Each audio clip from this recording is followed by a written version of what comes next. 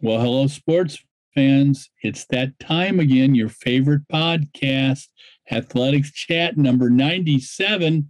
The good looking gentleman in the middle of the screen, Stuart Weir, he is saving the world for us out of Oxford, England, the intellectual capital, not the golf capital as he would like, but the intellectual capital of the world.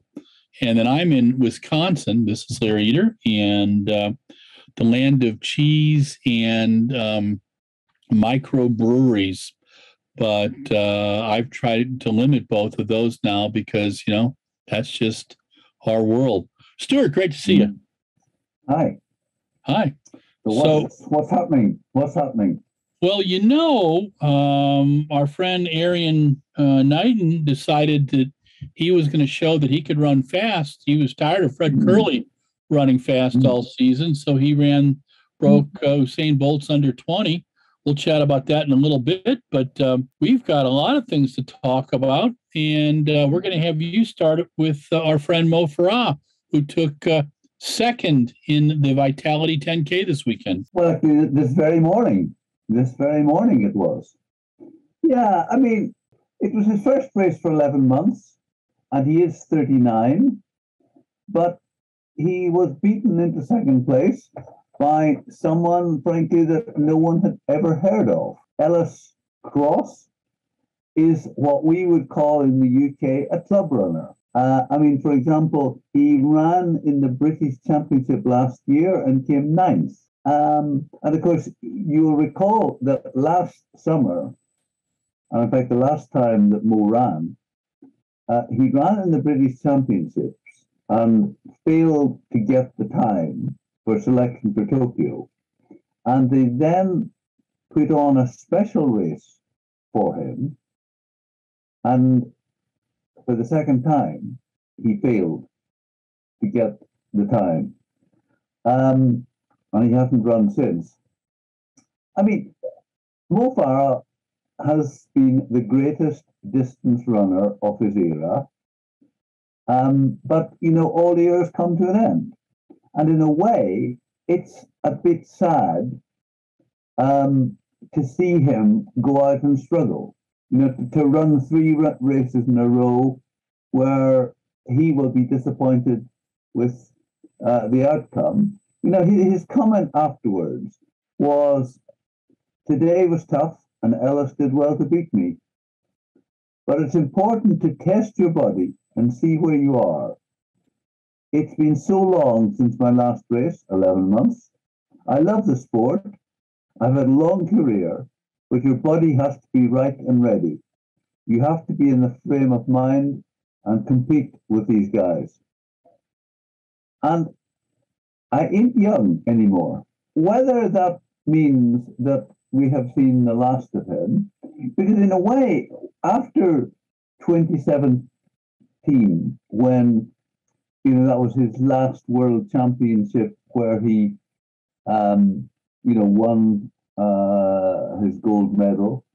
He then moved into marathons, and he won in Chicago, but that was the only time that he managed to win a marathon. And obviously he didn't find the marathon transition as easy as he thought he would have done.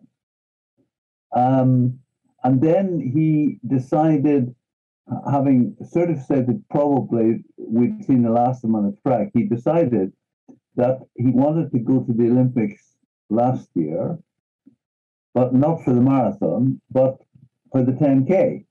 But sadly, as we've said, he just couldn't make the time. He had 2 goals at the qualifying time. And I mean, you think back to his prime, he would have been running the qualifying time every race. And, even if he got to Tokyo, he probably wouldn't have been competitive.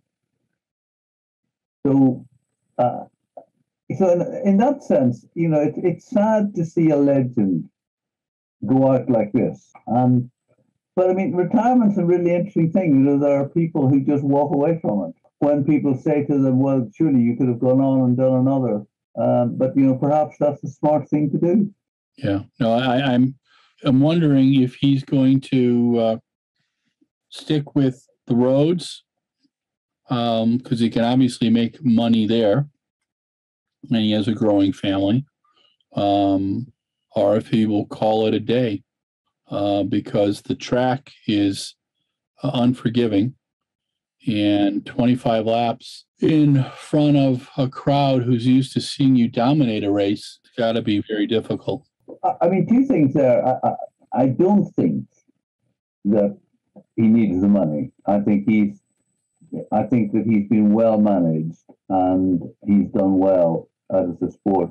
But you say he can make money on the roads, but I mean, is that right? Because surely he would need to be more in contention to be making. Yeah, I mean, money. he can get away with getting some appearance money for a few things, but he does 3 or 4 races where he's not finishing well, party's over, and that's, I think, the challenge.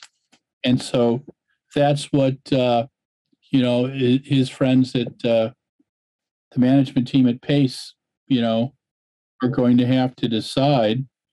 And I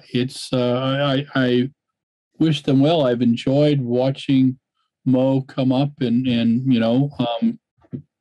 through the ranks, and his races have been fantastic, and they've been a big deal. But as you said, everybody's career comes to an end, and you've got to go on to the next place. So we shall have to see what happens. Talk to me about Eilish McColgan. Well, yeah, I mean, this was the Vitality London 10K, which is run through the streets of central London, actually passing Buckingham Palace so the Queen can come out and wave to them, except actually she's gone away for Easter and hasn't come back yet. And Eilish McColgan won the women's race, and she just missed out on Paula Radcliffe's record, British and European record, by 2 seconds. But I'm going to say a few things about Eilish, and then I'm just going to ask you for an assessment of her, because I mean she's a 3-time Olympian. 2012 she was in the steeplechase. Rio she was 13th in the 5K. Tokyo she was 9th in the 10K, and in the Worlds, interestingly, she has been 10th 3 times at 3 different distances: the 5, the 10, and the steeple. 3 times she's been 6th in the Commonwealth Games at the 15, the 5, and the steeple. She's got 2 medals at the European level. But I mean, it's interesting that her range, where she can be competitive, goes from the 15 right up to 10. I mean, her PR for the 1500 is 4:00, up to the 10K at 30:58. But she's never quite managed to challenge for a major medal. So I just wondered, what is your assessment of her? I watched her compete, I believe it was at Stanford, in her first or second 10,000. I felt that she had this place in the race where she kind of lost a touch with the front group, but she had a very devastating last 1K, and that's what I've continued to watch her.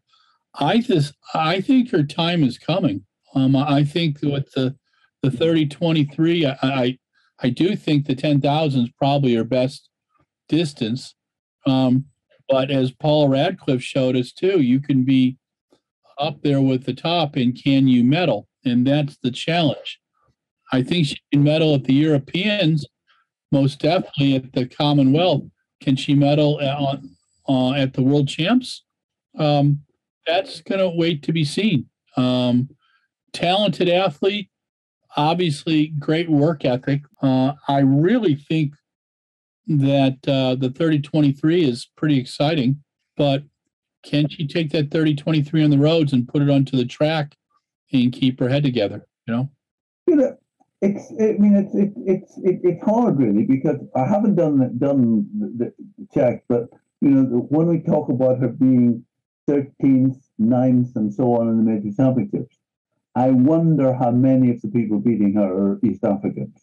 Oh yeah, and I think that's the challenge. Yeah, that's the question. I mean, this weekend, Adidas had an event over in Germany, and they brought in their top athletes, and with the exception of two or three, all the athletes were East African and talented, wonderfully talented athletes. And yes, great performances. But unfortunately, it's one of the problems with road running and around the world, is that on any given weekend, the majority of major races are won by very, very talented athletes from Kenya, Ethiopia, Uganda, and sometimes. And I think the sport's doing a disservice because we don't know enough about these athletes and we don't tell the stories. And at the end of the day, our readers, read your columns and read our other writers' columns because we're good storytellers and they're identifying with the athletes. And Eilish is a fun athlete to chat with. I mean, I remember going up to seeing her in Palo Alto and telling her that I'd seen her at, Commonwealth Games and several other events, and she was quite lovely to speak with. But it's like what? But I go back to watching Paula Radcliffe. How many times was our heart broken watching her compete with the best in the world? And she was ferocious in cross country, and she had to go all the way up to the marathon before she devastated everybody. So is Eilish going to be going up to the marathon like her mom and beating the heck out of everybody? That's waits to be seen. I think this 23 tells us that she's got wheels, and then she ran an excellent 5K at the A6 Europe event just a couple weeks ago. So she's in tremendous shape. It'll be interesting to see where she's going to run next on the track. Yeah, and also what she will do in terms of, presumably the Worlds will be a major focus, but then immediately after that you have the Commonwealth, and being Scottish, she'll certainly want to run for Scotland. But again, she may mix up her distances, I suppose. That at the Commonwealth, the last three times she's done the steeplechase, the 5 and the 15. Wow. Yeah, I remember her watching her run the steeple, and I thought that while she was good at that, I think she came into her own when she started running the 5 and the 10. And she's got a wonderful S1K if she can put that incredible fitness together to stay with the East Africans, especially in that 3 to 4K in the 5K, but also in the 6 to 9K. That's where the race is won and lost in the 10,000. That's where Mo was so tremendous and really coming into his own form. But no, I think I still think the story's out on Eilish, and I think that she's really showing us some wonderful things in her race this morning. What holiday was it in the UK right now that you have a race on Monday? Well, it's called the Spring Bank Holiday. We're very imaginative with our holidays. Oh, you got to have a Spring Bank holiday. We should try to do that over here, and that would be kind of fun, So our next topic of conversation, you're going to Doha next week. Yes. I'm quite jealous. That's going to be a lovely meeting. Yes. Not much information has come out yet. I mean, we've got a women's 400, a men's high jump, women's 3,000, men's 400 hurdles, men's javelin, men's 800, women's sprint hurdles, men's 200, women's 200, men's 15, men's steeple, men's pole vault, women's triple jump and shot. Now, let's start with the men's pole vault. There's somebody called, I think the name is Duplantis, is going to be there. Is he any good? I hear that he may have some talent. Yeah. I imagine he may not have done a 6 meter outside this year yet. So, I mean, he's I think he has a map of the world, and he ticks off all the cities where he's gone over 6 meters. So I think we could expect some fireworks there. And then there are a couple of high jumpers called Tamberi and Barshim. Oh, nice. Who usually put on quite a show when they're together. They are, yeah. Well, you get the Italians and the Qataris. They're a lot of fun. I mean, we could discuss which of them is going to win, but it may be a waste of time because they may just decide neither of them. The tie, yeah. That could be it. Well, I'd like to see Mutaz wear half a beard too. Maybe Gianmarco could wear a half a beard on his right side, and Mutaz could wear half a beard on his left. It could be a real whole new style thing. And then we've got Roy Benjamin going against the local boy Samba in the hurdles. That should be a good race. Yeah. And the women's 200 is quite intriguing because we've got Sharika Jackson and Christine Mboma and Gabrielle Thomas. Be interesting to see her in the 200. And there's a lady from these isles, Dina Asher Smith, who's going to be there as well. Yeah, she's quite good.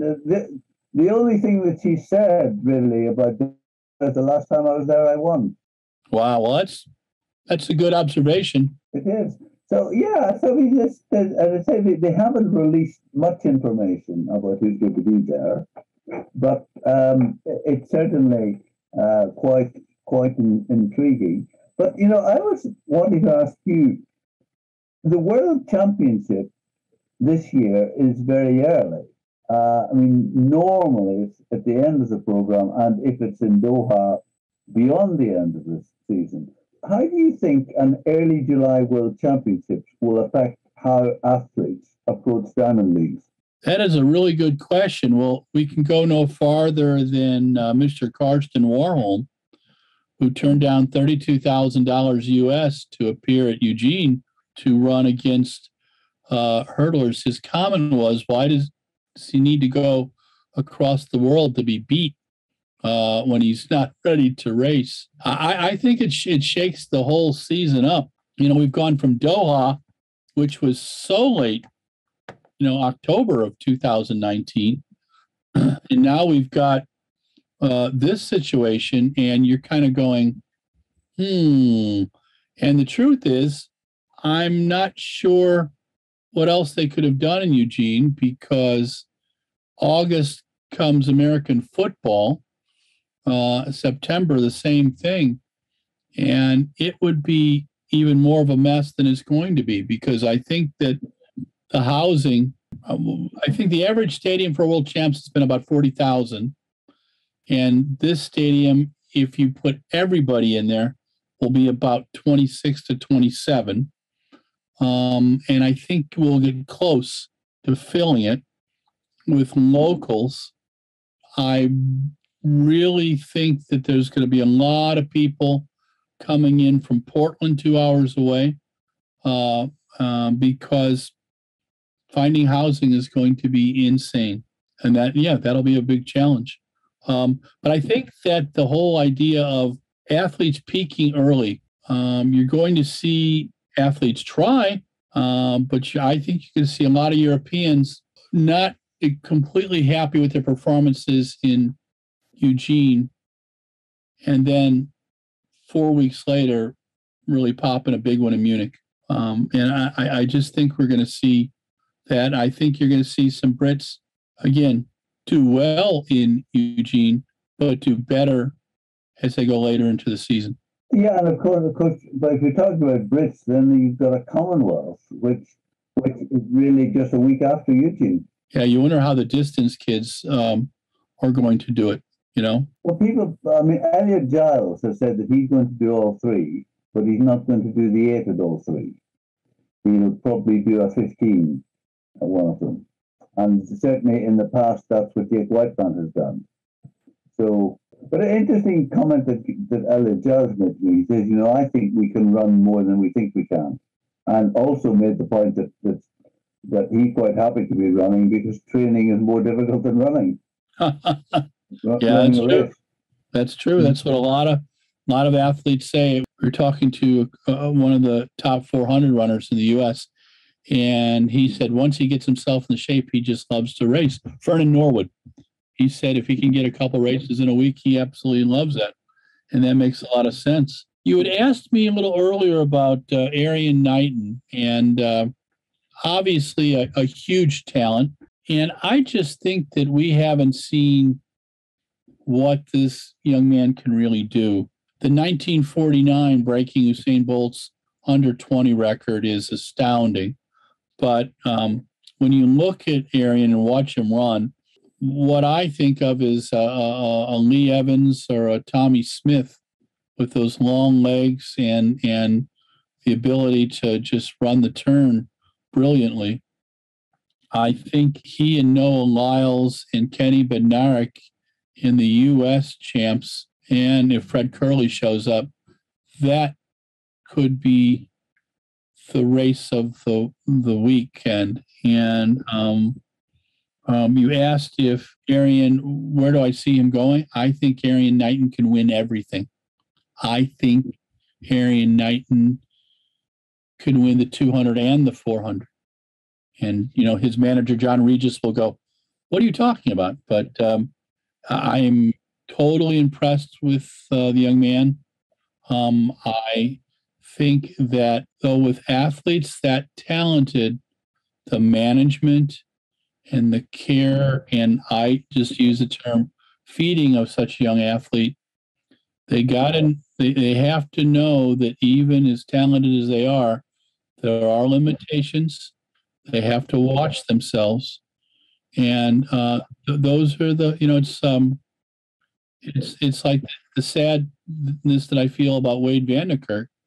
In 2016 and 17, I thought Wade could do anything that he wanted. And unfortunately, he got himself hurt playing a rugby match and coming back to the level of fitness. And he's just about there. But will that be enough? Can his body handle that stress? And that's the challenge, I interviewed Wilson Kipketer back in 2014, and Wilson told me that he got malaria and he had tried to come back, and he always came back too fast. But you were saying, No, I just got to say I think you made a great point there about the U.S. trials, and you mentioned Curley and Lyle, Bednarik. Knighton could run well in the trials and not make the team. And also, and I'm not talking particularly about Knighton at all, but, from our side of the pond, we observe that a lot of Americans run fantastic one-off times in college races, but it seems to be quite a different challenge. I mean, I talked to Tiffany Porter about this, about how learning, having shown that you can run one fast race, learning how to run rounds in a championship is a different animal. And fantastic time he's run, but, I think it can go either way. Yeah, I do too. I think it's going to be I think it's an interesting summer in that you talked about the earliness of the World Championships in Eugene, which is a time that you can get rain every day also.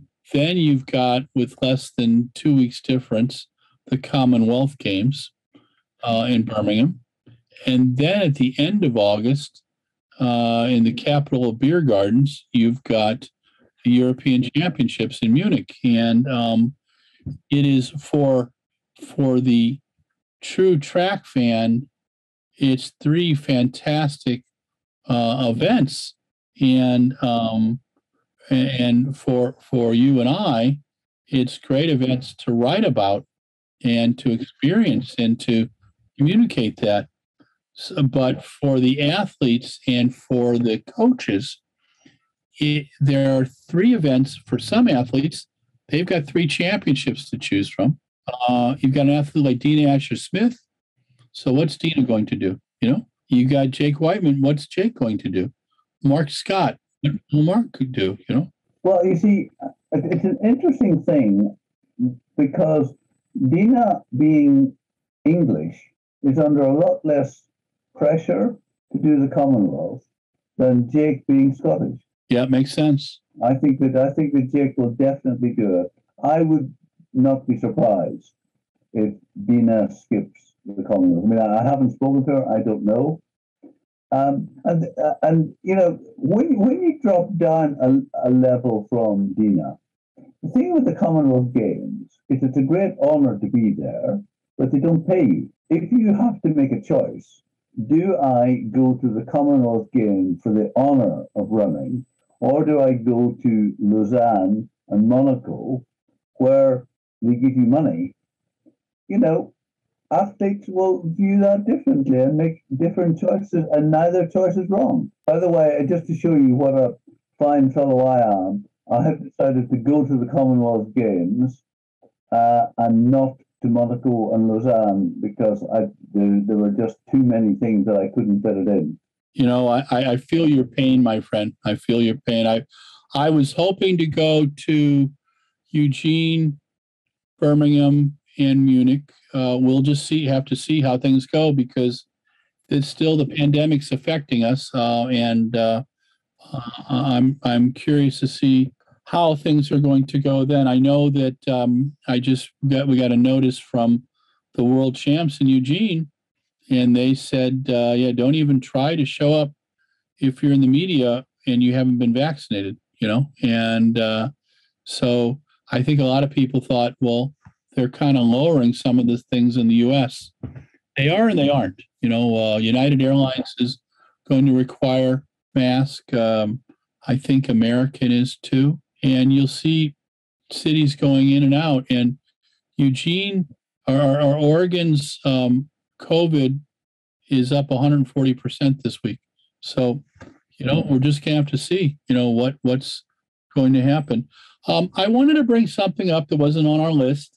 Yesterday, Phil Knight, the co-founder of Nike with the late Bill Bowerman, sent a letter to all his employees reminding them that May 1st was the 50th anniversary of the beginnings of Nike. And Nike was founded, they use that date because it's the day that Onitsuka Tiger, who Blue Ribbon Sports, the company that preceded Nike, had an agreement with on importing shoes. And they got into a business tussle, as happens.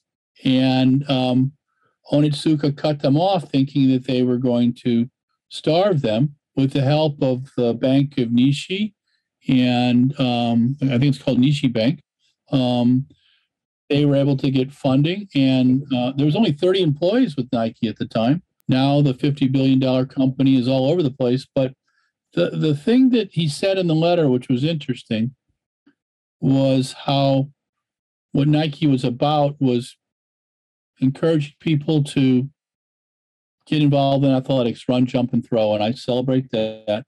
And he also talked about all the people that have been part of the brand. And so I think that's a worthy pat on the back to the colossus of sports marketing and running.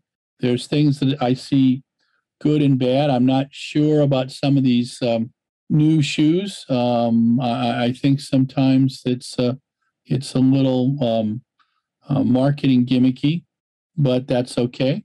And I remember the shoes that I ran in the 70s. Boy, the shoes now are so much better, but wouldn't that be at any time in history? So But happy birthday to our friends at Nike, and the brands like Nike and Adidas and Puma and Brooks, who are supporting our sport. Most of the athletes get most of the top athletes get a little bit of money from one of the brands, and then the federation support them. So we're kind of, I'll end it with that. But I think that you brought up a great question, Stuart, about the earliness of the World Championships and how that'll affect athletes. I think it's something we're going to be talking about all springtime, and to see when athletes really come together. And I think we'll know a lot more after you go to Doha, because Doha conditions are nearly perfect. A little warm, but you'll see big jumps, big throws, big sprints, and some pretty exciting middle distance races. And the food is good too. Absolutely. Now, just one thing I wanted just to update you on. We've talked a few times over the last couple of years about an incident involving the black British sprinter Bianca Williams, who was stopped by the police. I think you described the offence as being black and driving a Mercedes.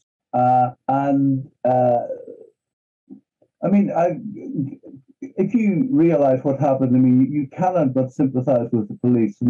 Bianca Williams is nearly 5 foot tall, and there were only 4 heavily armed police officers, so of course they needed to handcuff her for their own safety, and separated her from her baby. Well, the good news is that an independent investigation has decided that the 5 police officers have a misconduct charge to face. Good for them. And so that is going to happen now. And just another thing to mention, as soon as I'm back from Doha, it's off to Birmingham, where there is, there's a kind of a club championship going on, with the Andy Young Stable 1500 meters championship, with Laura Muir and Gemma Ricci, very unusually outside the championship, running against each other in the 1500. So that's that should be a fun race to look forward to. Yes. Well, that's the 22nd of May, correct? I will look at my book and tell you it is the 21st. 21st. It is Saturday the 21st.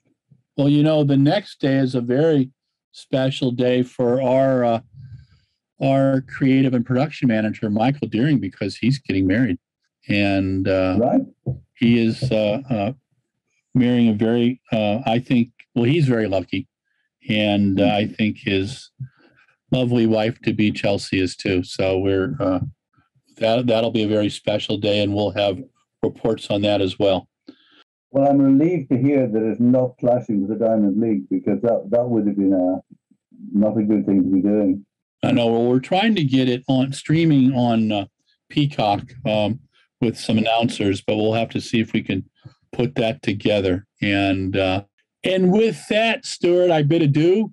Thank you again for this week, my dear friend, and great seeing you. And enjoy Doha. I love that meet. It's a wonderful event.